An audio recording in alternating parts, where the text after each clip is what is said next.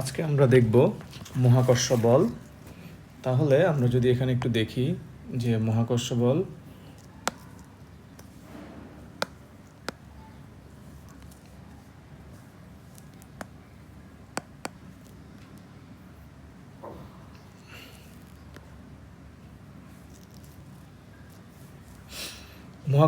এখানে সব কিছু পড়া লাগবে না, আমরা শুধুমাত্র একটু পড়লেই হবে আমাদের যে মহাকর্ষ বল কাকে বলে আর হচ্ছে মহাকর্ষ বলের সূত্রটা। তাহলে যে নিউটন এই 1764 সালে নিউটন মহাকর্ষের সূত্রটা দেন। আর এই মহাকর্ষ সূত্রের বিবৃতি হচ্ছে এটা যে মহাবিশ্বের প্রতিটা বস্তুকণা একে অপরকে নিজের দিকে আকর্ষণ করে। আর এই আকর্ষণ বলের মান, এখন আকর্ষণ বলটাকে যদি আমরা এফ ধরি, আকর্ষণ বলটাকে যদি আমরা এফ ধরি, তাহলে এই আকর্ষণ বলদ্বয়ের মান এই যে বস্তু কণাদ্বয়ের ভরের, তার মানে আমরা যদি বস্তু কণাদ্বয়ের ভরদ্বয়কে ধরলাম m1 আর আরেকটা বস্তু কণার ভরদ্বয়কে ধরলাম কি m2, তাহলে উনি কি বলছে যে এই আকর্ষণ বলটা এই যে দুইটা বস্তুর, এই একটা বস্তু এদের ভরদ্বয়ের গুণফলের সমানুপাতিক। তার মানে আমরা এটাকে m1 m2 বলতে পারি। কেমন বুঝছো একটু? আর 2 নম্বর উনি বলছে এদের মধ্যবর্তী দূরত্বের বর্গের ব্যস্তানুপাতিক। এখন একই সূত্রকে যদি আমরা বলি যে এটার বলটা কেমন হবে, এই দুইটার আমরা এই একটা বস্তু দেখতেছি, তাদের মধ্যবর্তী দূরত্বটা কি ডি, এটা হচ্ছে মধ্যবর্তী দূরত্বের ব্যস্তানুপাতিক। এখন আমরা যদি এই সমীকরণ 1 এটাকে যদি আমরা 1 ধরি আর এটাকে যদি আমরা 2 ধরি, আর 1 আর 2কে যদি আমরা একসাথে লিখি, আমরা এখানে পাচ্ছি F proportional m1 m2 by D square. তো এটাই হচ্ছে আমাদের নিউটনের দ্বিতীয় সূত্র। ঠিক আছে, এখন এখান থেকে আমরা যখন এই সূত্রে এই সমানুপাতিক চিহ্নটা উঠে দিব, তখন আমাদের এখানে একটা জি আসবে m1 m2 by D square.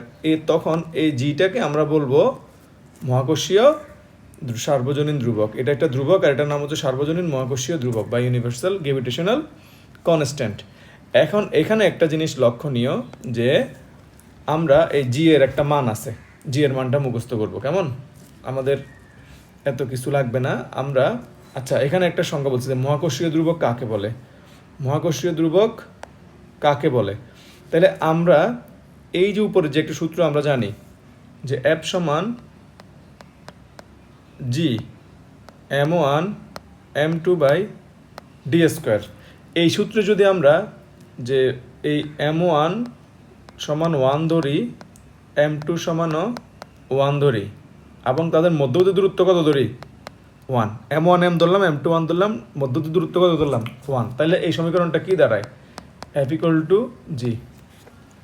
তাহলে আমরা এটার সংজ্ঞা যখন দিতে যাব যে এটার ভর কত 1 না, এটার ভর কত 1, তার মানে আমরা একক ভরের দুইটা বস্তুকে নিলাম, তারপর এরা পরস্পরে কতটুকু দূরে 1 একক দূরে যখন রাখবো, মানে একক ভরের দুইটা বস্তুকে 1 একক দূরে যখন রাখবো, তখন এরা মধ্যবর্তী যে বল অনুভব করবে এটাই হচ্ছে তার জি এর সমান। এই মানকে আমরা বলবো মহাকর্ষীয় ধ্রুবক। আর এর একটা মান আছে যে মানটাকে আমরা 6.673 ইন্টু 10 ইনভার্স 21 বা 10 inverse 11 newton metre square per KG হিসেবে ধরতে পারি। ঠিক আছে, এখন দেখো আমরা এই জি এর একক বের করব। কি বের করব? জি এর একক। তো জি এর একক একদম ইজি। আমরা সূত্রটা কি জানি? এফ সমান জি m1 m2 by D square. তাহলে আমরা যদি জি এর একক বের করি, আমরা জিটাকে একদিকে নিয়ে আসবো, তো জিটাকে আমরা এখানে রাখবো, ডিটাকে উপরে নিয়ে আসলাম। দেখো এফ ডি স্কোয়ার, ভর নিচে গেলে বা কোনো সমস্যা? এখন দেখো আমরা যদি এখানে এটাকে একটু সবুজ কালিতে লিখি যে দেখো বলের একক কি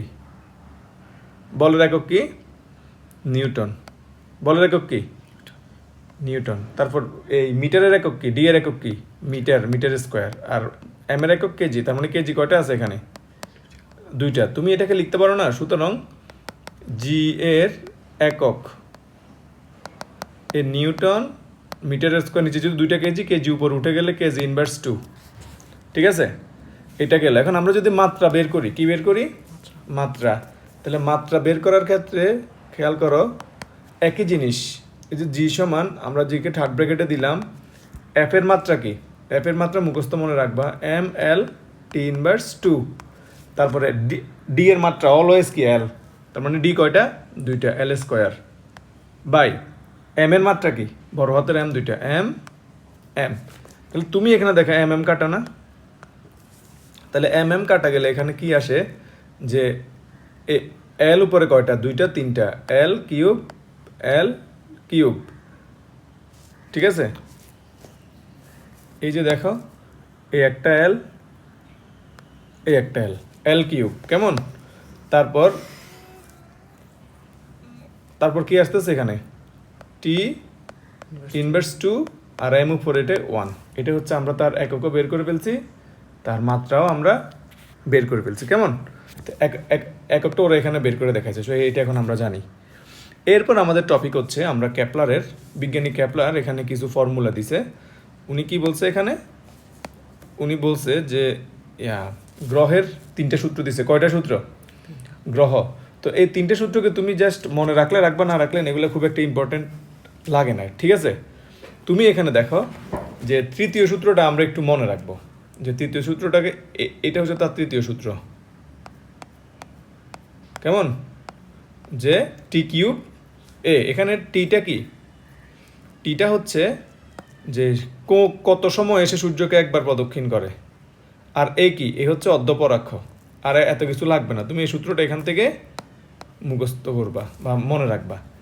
এরপর আমরা চলে গেলাম যে নিউটনের সূত্র। দেখো এই নিউটনের সূত্র থেকে ক্যাপলারের সূত্রের গাণিতিক রাশিমালা বা প্রতিপাদন, এখানে আমাদের কিছুই লাগবে না। আমরা এখান থেকে শুধু এটা মনে রাখবো সম্পর্কটা কি জিনিস, এমসিকিউতে এটা অনেক সময় আসে, আর আমাদের কোনো কিছু লাগবে না এখানে, কেমন? আমি কলম দিয়ে এগুলো কি বলে দিচ্ছি, এগুলার দরকার নাই এখান থেকে, ঠিক আছে কি না? জাস্ট এটা মনে রাখবা, আর কে এর মানটা চাইলে মনে রাখতে পারো। আচ্ছা, এরপর এখানে আমাদের একটা ফর্মুলা আছে। তো ফর্মুলাটা খুব জটিল কিছু হওয়ার কথা না, কারণ এই যে এইটা কি দিছে, এই 5 কেজি পরে 2টা বস্তু, তার মানে এটার মানে M1, এটার মানে কি M2, পরস্পর এত মিটার দূরে আছে। এটা কি আমাদের ডি। আকর্ষণ বলের মান কত? F চাইছে, সো আমরা এখানে F বসা দিব, জি এর মান তো দিয়ে দিছে, মান বসা দিলে বলের একক কি? নিউটন। এরপরে তুমি এই যে এই জিনিসগুলো আছে, এগুলো তোমাকে টানা ভালো করে মনে রাখতে হবে, এগুলো আমরা এতক্ষণ পড়ে আসছি। কেপলারের প্রথম সূত্র তুমি এখান থেকে জাস্ট শর্টলি মনে রাখবা যে সূর্যকে ফোকাসে রেখে প্রতিটা গ্রহ উপবৃত্তাকার পথে ঘুরছে। তাহলে কেপলারের প্রথম সূত্র কি? সূর্যকে ফোকাসে রেখে প্রত্যেকটা গ্রহ উপবৃত্তাকার পথে ঘুরে। তারপরে কেপলারের দ্বিতীয় সূত্র কি? যে প্রতিটা গ্রহ এমনভাবে ঘুরে যে সূর্য এবং ওই গ্রহের কেন্দ্র সংযোগ কাল্পনিক রেখা সমান সময়ে সমান ক্ষেত্রফল অতিক্রম করে। আর 3 নম্বর হচ্ছে সূর্যের চারদিকে আবর্তনকালটা ছিল কি আমাদের? কি ছিল? আবর্তনকালটা ছিল আমাদের টি। এটা হচ্ছে অর্ধপরাক্ষের ঘনফলের মানে এ, তার মানে টি প্রফেশনাল এ কিউবের সমানুপাতিক, কেমন? এই জিনিসটা এখানে গেল। এখন আমাদের এখান থেকে যদি ওরা বলে যে আমাদের কোনটার মান আমরা এখান থেকে বের করব, তাহলে তুমি দেখো আন্তর্জাতিক পদ্ধতিতে জি এর মান কত? আমরা যদি tan ইনভার্স 11 কয়টা আছে? 2টা আছে। তাহলে সঠিক কোনটা? এখন আমরা একক দেখবো, এই এককটা সঠিক, এটা হচ্ছে আমার সঠিক অ্যান্সার। তারপরে সৌরজগতের গ্রহগুলোর গতি সম্পর্কে সূত্র দেওয়া হচ্ছে কেপলার। নিউটনের কোনটি নিউটনের সূত্রকে সমর্থন করে? তার মানে নিউটনের যে জি M1M2/d²। নিচের কোনটি কেপলারের সূত্র? কেপলারের সূত্র এটার জন্য আমরা একটু এখানে 4a² একটু দেখব এই জিনিসটা, ঠিক আছে? 4πr² জি এটা। এরপর আমাদের অভিকর্ষজ ত্বরণ। তো অভিকর্ষজ ত্বরণ হচ্ছে একটা বস্তুকে পৃথিবী যে বলে আকর্ষণ করে, এটা হচ্ছে আমাদের অভিকর্ষ। গরম হতেছে দেখিও, এটা আমি ইউটিউবে দিয়ে দেবো যেন তুমি সহজে বুঝতে পারো, কেমন? তাহলে এখানে হচ্ছে আমাদের দেখো যে একটা অভিকর্ষজ ত্বরণ কি? অভিকর্ষ হচ্ছে পৃথিবী যে বলে আকর্ষণ করে, কোনো বস্তুকে পৃথিবী যে বলে আকর্ষণ করে তাকে বলে অভিকর্ষ, ঠিক আছে? এখন অভিকর্ষজ ত্বরণ কি? অভিকর্ষজ ত্বরণ হচ্ছে প্রত্যেকটা বস্তুকে পৃথিবী তার উপর পৃষ্ঠ থেকে ছেড়ে দিলে সে অভিকর্ষের কারণে নিচের দিকে পড়তে থাকে, ঠিক আছে? তো সে যত নিচের দিকে নামে তার গতি তত বাড়ে, এটাই হচ্ছে তার ত্বরণ। মানে অভিকর্ষজ ত্বরণের, অভিকর্ষের প্রভাবে যে ত্বরণ আমরা পাই সেটা হচ্ছে অভিকর্ষজ ত্বরণ। আর ত্বরণ নর্মালি আমরা কি জানি? ত্বরণ ইকুয়াল টু আমরা জানি হচ্ছে এ equal to B by T, সুতরাং তার একক কি মিটার পার সেকেন্ড, আর বেগের একক এম এস ইনভার্স 1, সুতরাং তার একক এম এস ইনভার্স 2, সুতরাং ত্বরণের একক এটা, আর মাত্রা হচ্ছে এল টি ইনভার্স 2, যেটা আমরা আগেই পড়ছিলাম স্কুলে। এরপর এখান থেকে আমরা আর এত কিছু পড়বো না, কেমন? এখান থেকে আমাদের এত কিছু পড়ার না, এগুলো আমরা দেখবো না।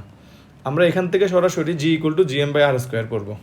জি ইকুয়াল টু, এটা হচ্ছে, এটা যদি আমাদের পৃথিবী হয়, এটা কি আমাদের পৃথিবী, এটা যদি পৃথিবীর পৃষ্ঠ হয়, দেখো এটা পৃথিবীর ব্যাসার্ধ কিনা, পৃথিবীর ব্যাসার্ধ কিনা। এই ব্যাসার্ধে আমরা জি এর মানটা যখন বের করি 9.8, এটা নির্ভর করে কার উপর? আর এর উপর। কার উপর? আর এর উপর। আর এটা পৃথিবী সব জায়গা একরকম চড়া না, এই কারণে পৃথিবী এরকম। তাহলে কোথাও আর বড়, কোথাও আর ছোট, যেখানে আর ছোট, আর যেখানে ছোট সেখানে জি বড়, আর যেখানে বড় সেখানে জি ছোট। এই কারণে মেরু অঞ্চল আর এই মরু অঞ্চলে আর বা বিষুবীয় অঞ্চলে আর এর মানের একটা পার্থক্য হয়, কেমন? এরপর হচ্ছে আমাদের ওজন। আমরা নর্মালি যে রাস্তায় হাঁটতে কাটতে যে ওজন বলি, সেটা কিন্তু আমাদের ওজন না, সেটা আমাদের ভর। এটা হচ্ছে আমাদের ওজন। তুমি যখন ভরকে তো জি দিয়ে গুণ দিবা, মানে 9.8 দিয়ে গুণ দিবা, তখন তুমি কি পাবা? ওজন পাবা।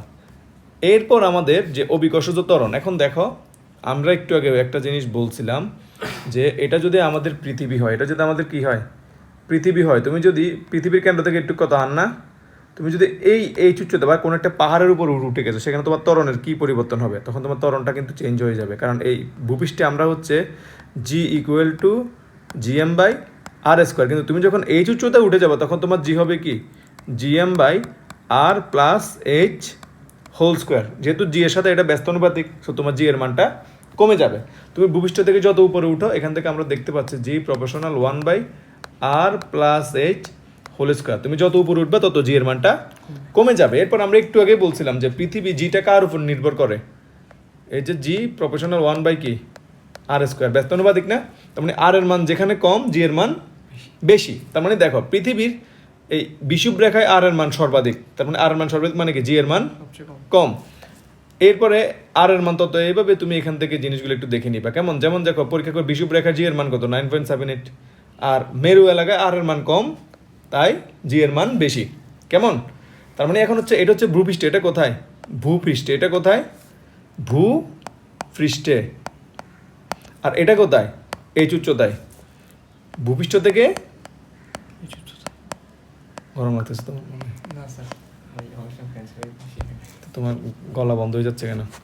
দেখো ভূপৃষ্ঠ থেকে এইচ উচ্চতায়, কেমন? তাহলে আমরা এই অভিকর্ষজ ত্বরণের কিছু গুরুত্বপূর্ণ জিনিস দেখতেছি। একটা হচ্ছে এখানে কি বলা হয়েছে যে পৃথিবীর আকৃতির দেশে করে আর স্থান বের করার জন্য। 3 নম্বরে পৃথিবীর অভ্যন্তরে। এখন তুমি যদি পৃথিবী থেকে উপরেও যাও, জি এর মান কমবে, পৃথিবী থেকে নিচে গেলেও জি এর মান কমবে। এটা হচ্ছে পৃথিবী থেকে নিচে। এটা কোথায়?